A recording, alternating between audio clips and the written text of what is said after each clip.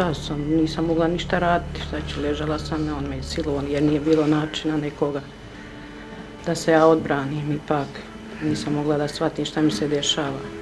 Kako da ne, ja sam plakala, majko moja, šta doživi, šta se ovo dešava.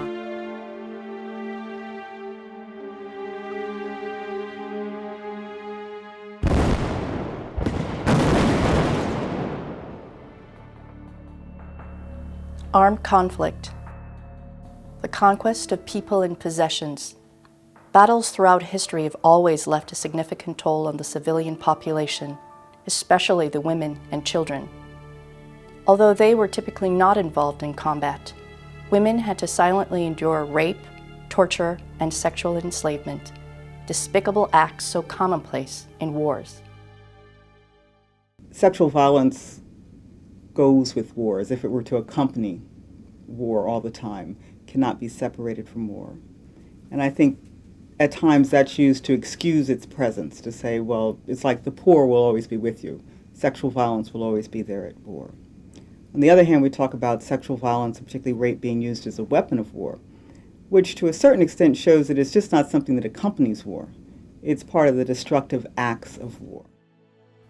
In 1907, the international legal community recognized the need to protect women in armed conflict and gathered in the Netherlands for the Second Peace Conference, where they adopted the Hague Conventions. In Article 46 of the Conventions, a provision was written that states, "Family honor and rights to be respected." This noble but subtle attempt was simply not enough to deter the mass rapes that were committed during World War I and World War II. After World War II, the international community once again tried to address serious war crimes by holding two multinational tribunals, Nuremberg and Tokyo. There were some grave injustices addressed at these tribunals, but charges for rape and sexual violence were barely touched upon. That has happened throughout time, that women have been the victims of war through rape, but it has not been recognized. In Nuremberg, it was just blinked at. In 1949, the Geneva Conventions were adopted, containing a very specific provision prohibiting rape. Article 27 states, "Women shall be especially protected against any attack on their honor, in particular against rape and forced prostitution or any form of indecent assault." Although the provision classified rape as a matter of honor rather than as a violent crime, the inclusion of rape was still significant. Placing sexual violence within the context of serious violations of humanitarian law really tells you that sexual violence is a crime during war. To date, more than 190 countries have ratified this convention, yet acts of sexual violence continue to be a persistent feature during armed conflicts around the world.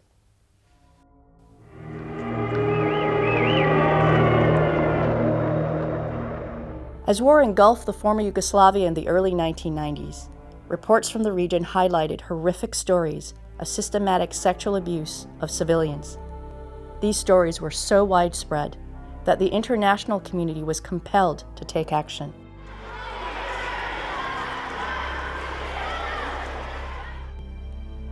In 1992, the United Nations mandated a commission of experts to investigate and document these allegations on the ground. The Commission's report was unequivocal. Sexual assault and rape have been carried out by some of the parties so systematically that they strongly appear to be part of a policy. The extent to which women were raped was so great.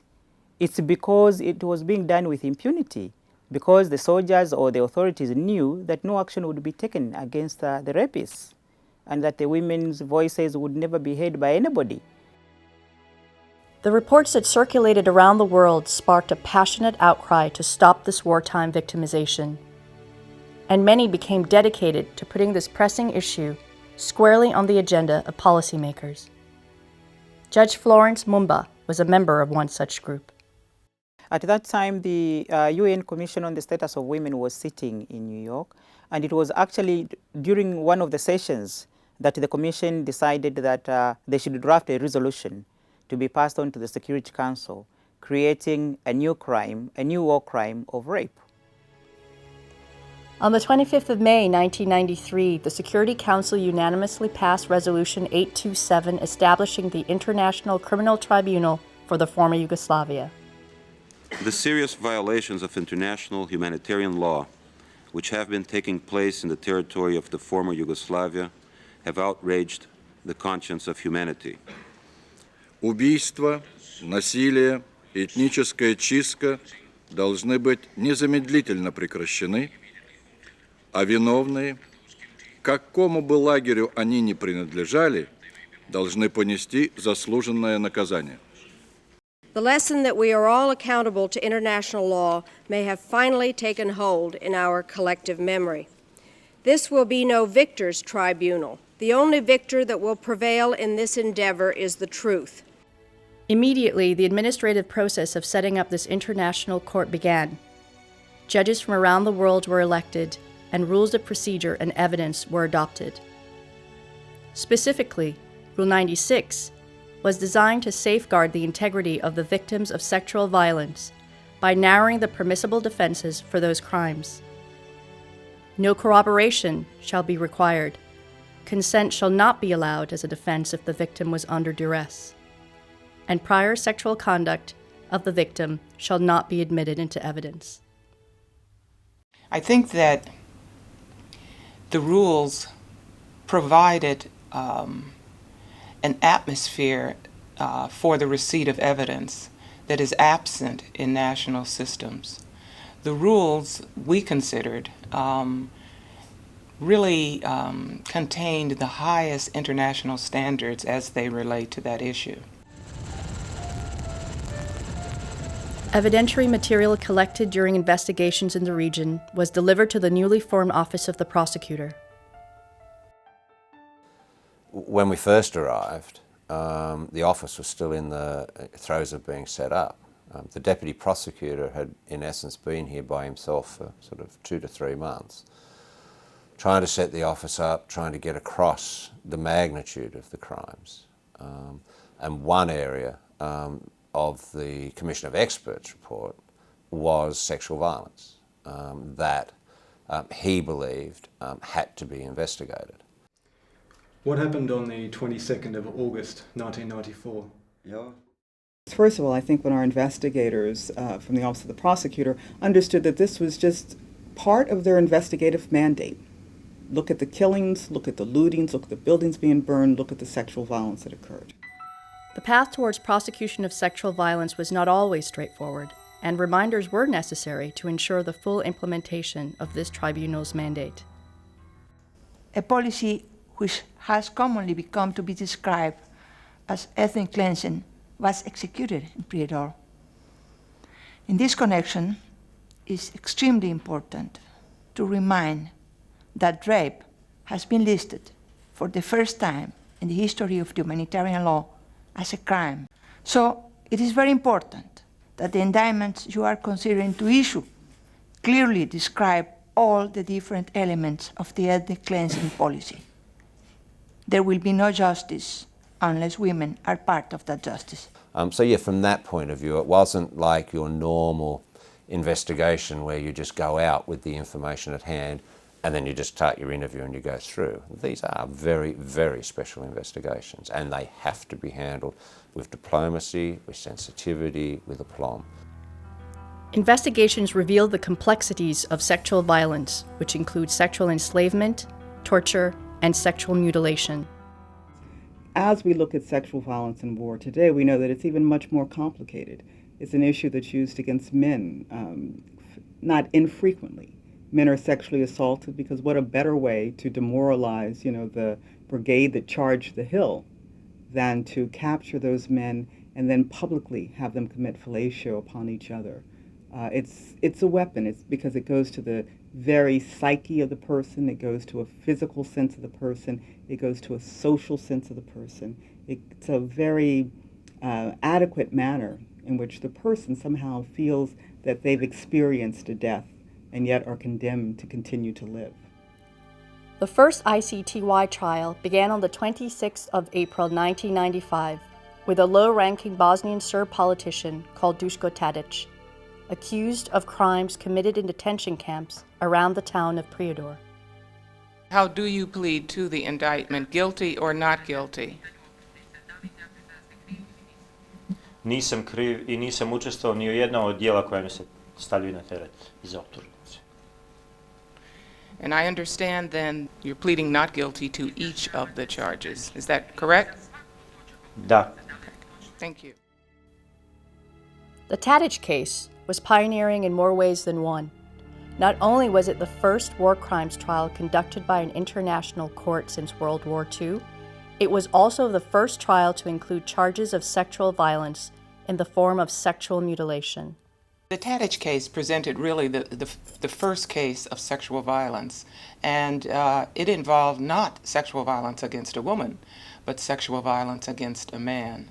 And in that case, we were called upon to decide whether or not the accused was guilty of having participated in a horrific act. G je morao sagnuti se među noge njegove. Naređeno mu je da grize.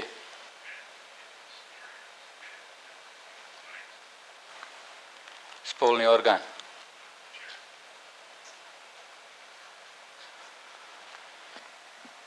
Kada sam drugi put pogledao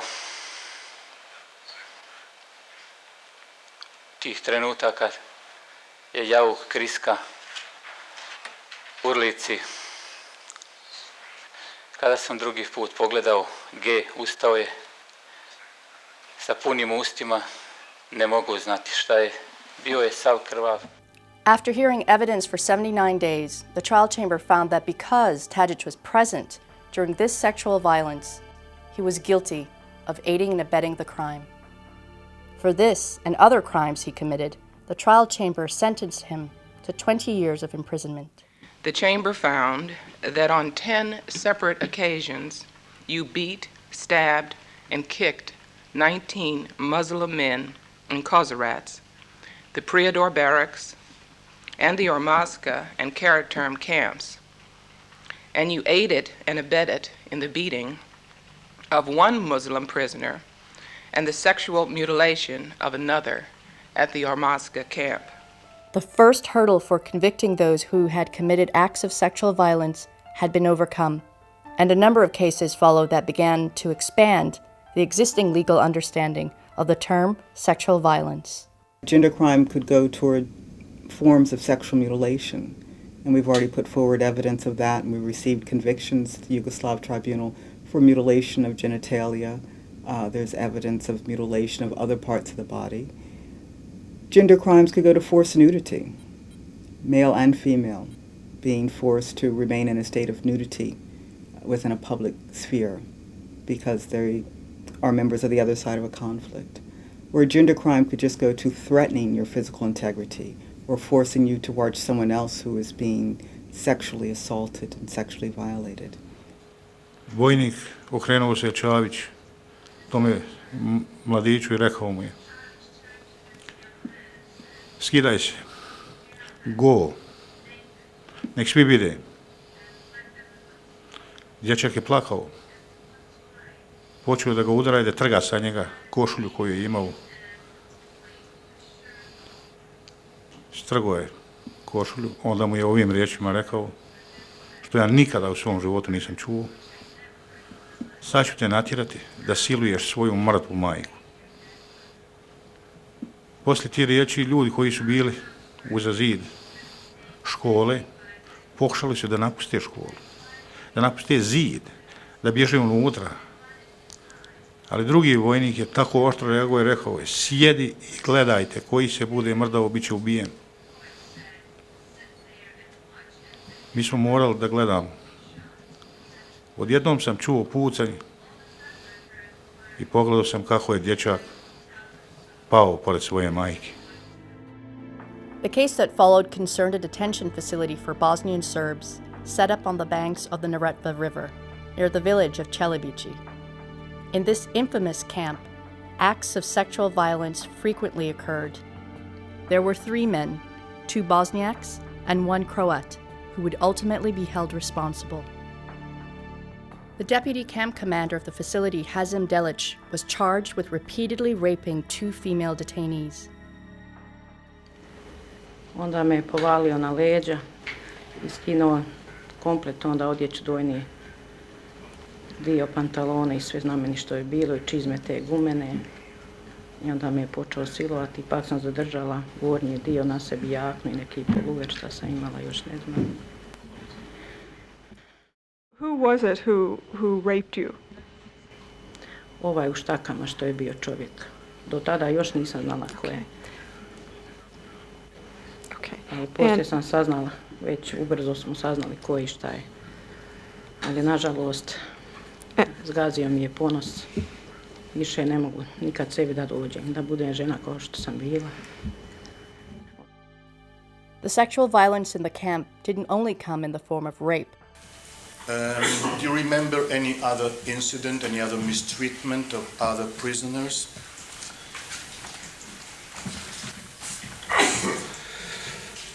Sjećam se još, bila su dvojica braće, Đorđić i Vaso i Vesel. I mislim, bio je tu i tada i gospodin Delić. Tad su oni natjerali su da se šamaraju, tuku jedan drugoga. I onda je Zenga natjerao braću da jedan drugome s oproštenjem polni organ. Mislim, to je žalosno i ponižavajuće. To sam vidio, mislim, maltretiranja i zlostavljanja. Mislim što to čovjek normalan ni u kom slučaju ne bi mogao da uradi. Mislim, to je stvarno grozno šta se radilo. Mislim, to su bili ljudi nedužni i bez ikakvog razloga tako su zlostavljani. Mr. Ngadhënjimi, do not feel uncomfortable. Let's say exactly what they were forced to do. Oni su morali jedan drugome sa izvinjenjem da puše polne organe. Na očigled svi u nas u angaru koji smo bili. Esad Lanjo was subsequently convicted for this inhumane treatment. As the camp commander, Mucic was also convicted for this crime, as well as additional crimes that were committed by his subordinates. This is the first elucidation of the concept of command responsibility by an international judicial body since the cases decided in the wake of the Second World War. In reading out the judgment, the trial chamber also specified that Delic committed rapes in order to punish his victims, and therefore his crimes could also be defined as torture. A calculated cruelty in the torture and mistreatment of many others. You raped 2 defenseless women on several occasions, seeking to exert your power over them and instill absolute fear in them. The trial chamber considers the rape of any person to be a despicable act, which strikes at the very core of human dignity. An extremely important confirmation. Rape can constitute torture. This legal precedent for the tribunal could now be used as jurisprudence for other cases yet to come. 2 years after the first trial began, this international court became the first to conduct a trial exclusively on charges based on sexual violence. The case involved a local commander of the Bosnian Croat army in the Lashva Valley, Anto Farungia. He was charged with 2 counts of torture and outrages upon personal dignity, including rape. At that point, this man, Cisco, demanded that witness A undress. She did so to a point of complete nudity, and then said that this man began to stroke her naked body with a knife and threatened to insert it into her vagina if she did not tell the truth. And then, after that, commenced raping her by both vaginal and oral penetration. During this, Your Honours, the accused is alleged to have persisted with his interrogation questions. He did not stop questioning her whilst this was happening. Although Farungia did not inflict this sexual violence himself, the trial chamber found that his failure to stop the attack being committed in his presence made him responsible for the crime. This judgment further solidified the link between sexual violence and other violent crimes. The trial chamber finds it is indisputable that rape and other serious sexual assaults in situations of armed conflict entail criminal liability of the perpetrators. In this context, the trial chamber upholds the recent finding by Trial Chamber 2 of the ICTY in Prosecutor versus Delalich and others that in certain circumstances, rape may amount to torture under international law. The trial chamber added that rape may also amount to a grave breach of the Geneva Conventions, a violation of the laws or customs of war, or an act of genocide if the requisite elements are met. With this decision, the trial chamber also confirmed the recent finding of the International Criminal Tribunal for Rwanda. The ICTR, set up in Arusha, Tanzania, was to prosecute crimes committed during the 1994 genocide in Rwanda. The court shares a similar mandate to that of the ICTY, and both share the same appeals chamber. While giving testimony in the Akiyesu trial, witnesses began to recount stories of multiple rapes.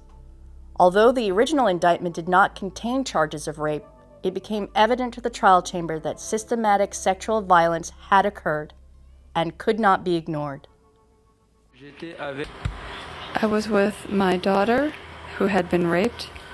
When was she raped? They raped her when they had come to kill my father. How many men did rape your daughter? 3 hommes. 3 men. Was this question ever put to you by the investigators of the tribunal? Non, ils ne m'ont pas. No, they did not ask me this question. How old was your daughter? Elle était âgée de. She was 6 years old. Judge Pile describes the impact that this testimony had on the trial chamber. What went through my mind is this mother speaking about a 6-year-old being raped, and we asked her if she knew who did it. She named them.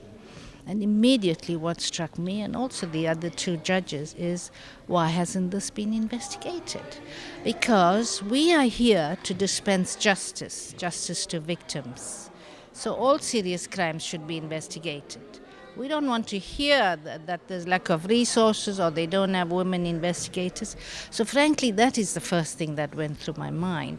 But I felt that as a judge, we couldn't influence the way cases are investigated. But in our courtroom, we control our courtroom, and we can draw out that kind of evidence. The indictment was eventually amended, and the Akiyesu trial became the first case in the history of international law to convict an individual of rape as an instrument of genocide. It was the ICTR that produced a groundbreaking decision with respect to sexual violence against women. It is the ICTR that held that rape can constitute a crime of genocide.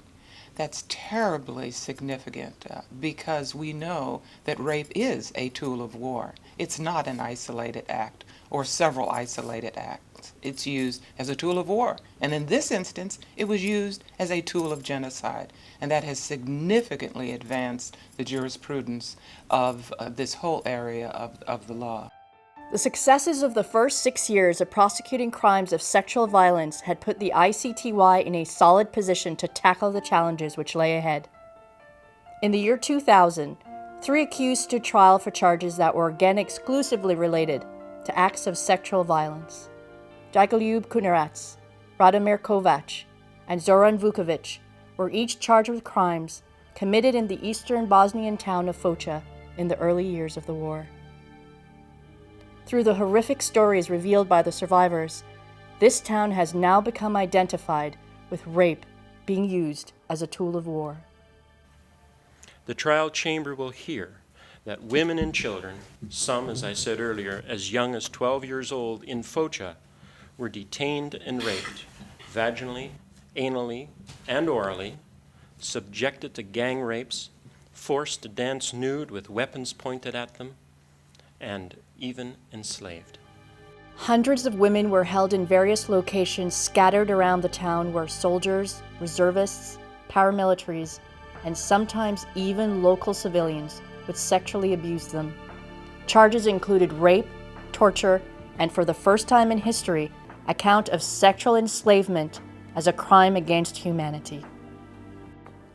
One of the many victims, who was 15 years old at the time, was captured and held by the accused as a sexual slave for 9 months and eventually sold for 500 Deutschmarks.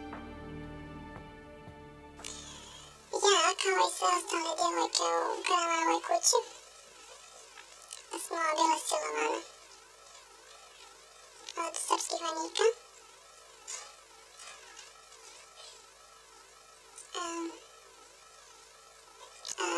Mislim da je posle jednog vremena bilo još, da su dovedene još tri djevojke.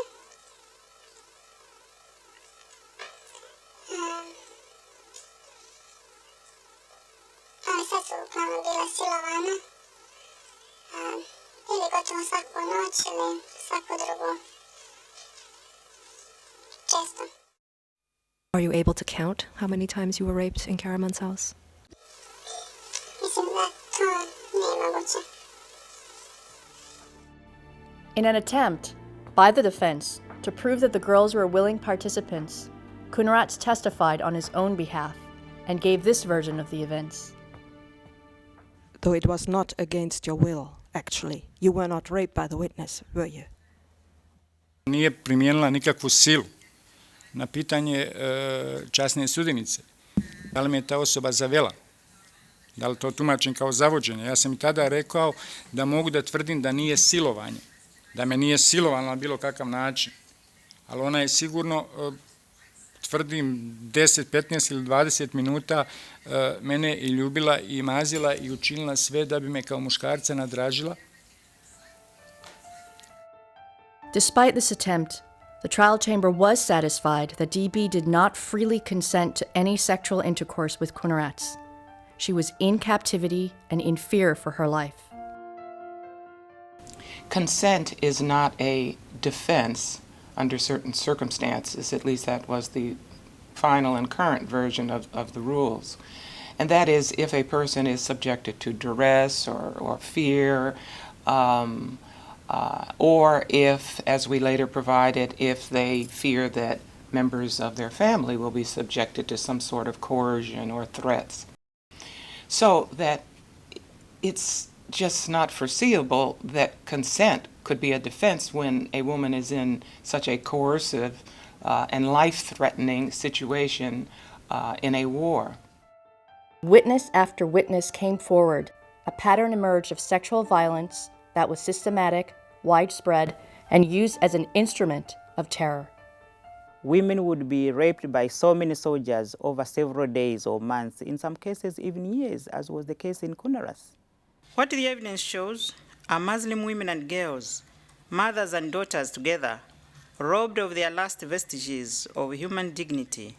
Women and girls treated like chattel, pieces of property at the arbitrary disposal of the Serb occupation forces, and more specifically, at the beck and call of the three accused. The conviction of Kunratz for enslavement based on the evidence of sexual violence was one of the most significant aspects of the judgment. This was the first time sexual enslavement was recognized as a crime against humanity.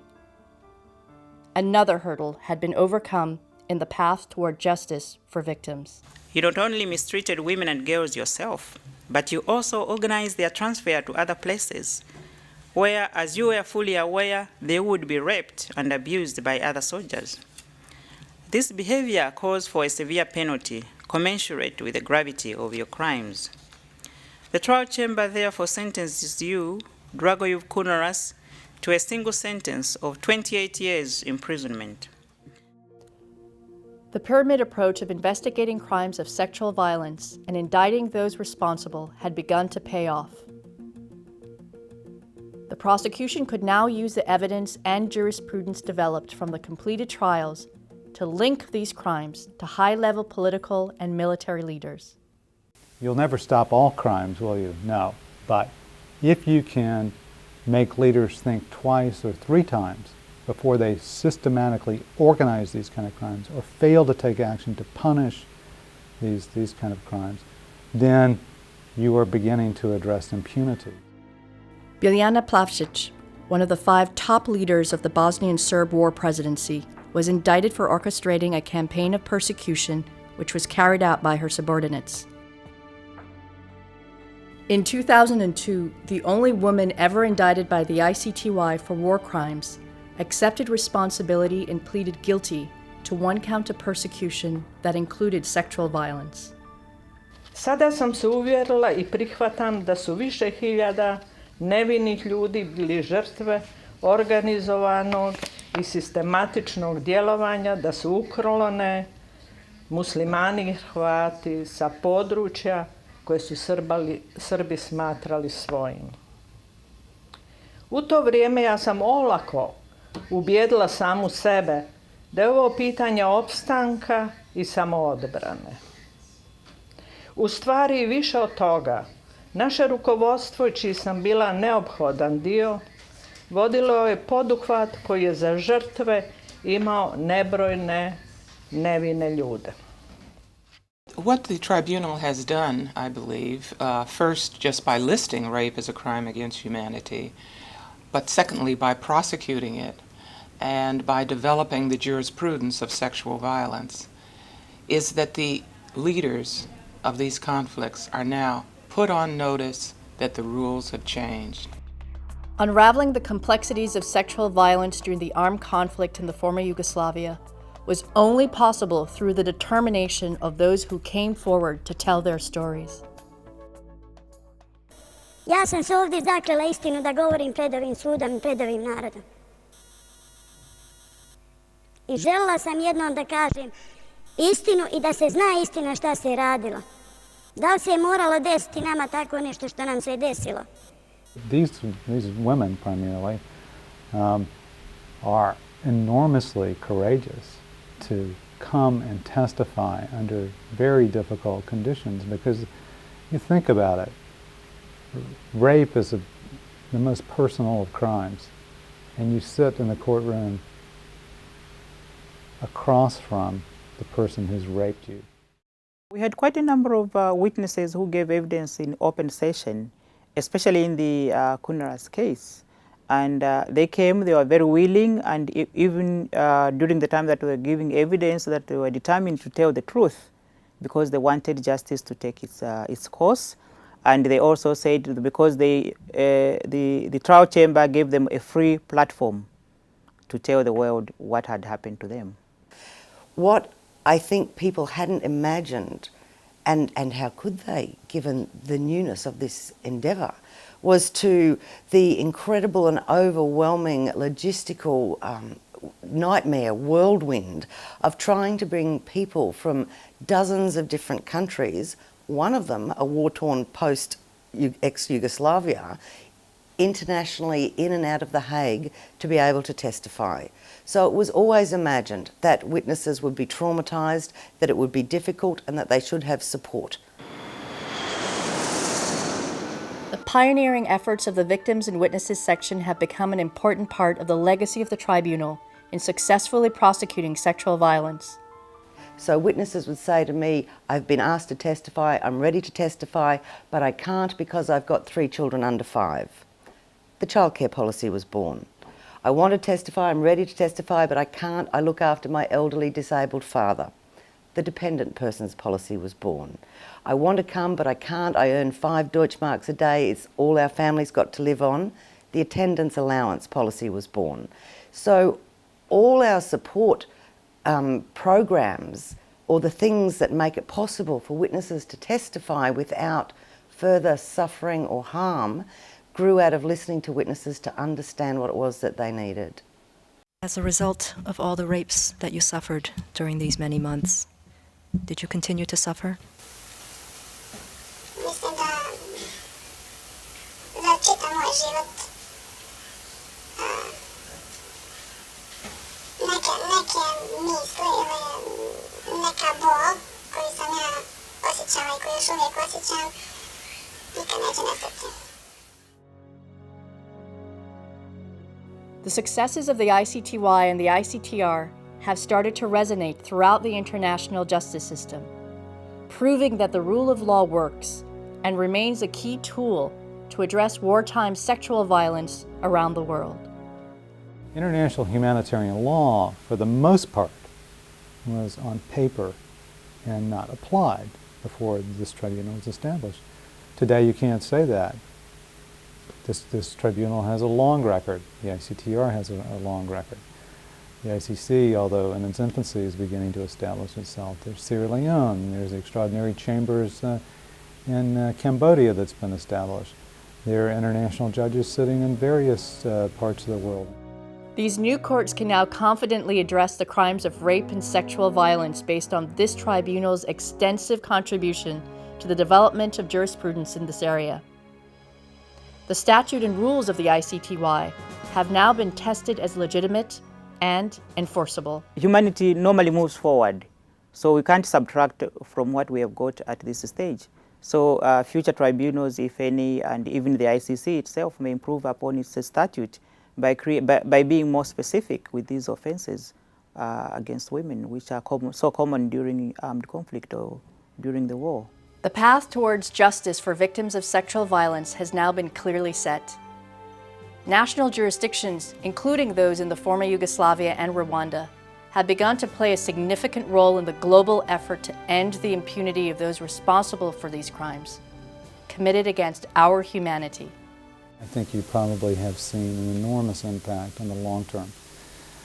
That impact is not complete yet, but you're beginning to see it. For example, I talked about the 11 BIS cases, the indicted cases we transferred down. Now, in the prosecutor's office, we're handing over dossiers, materials, investigative materials, and so forth for local prosecutors, not just in the state court in Bosnia, but throughout the region to bring prosecutions. You may ask yourself, has this really had an impact? The reality of it is the crimes related to gender-based violence are now very explicitly spelled out in the ICC statute. In the long run, I think it will serve as a deterrent. And if nothing else, I think punishing perpetrators is giving back to the victims some of their dignity that has been taken away. If it's only that. I think the international community has a responsibility first and foremost to persuade the leadership, the political leadership of each member state to bring it to the attention of their nations or their people or their military forces as to what is going on and what is up to date in terms of cases like rape and other war crimes in the way we are trying to protect the women. You will not find a body of law that's, I would say, 1/8 as lengthy about sexual violence under international criminal law than you have with just compiling maybe 5 or 6 of our cases together. There's been more jurisprudence out of our tribunal in 5 years than in the past 500 years from international criminal courts. And what they've contributed overall is basically placing the sexual violence in its legal context. The jurisprudence of ICTY and ICTR, I believe, to a certain extent, will deter the future commission of these horrific crimes of sexual violence, because the would-be perpetrators are put on notice that the rules have changed, that if they commit these acts, they do so at their peril, and that they will, at some time, appear in the dock of an international tribunal.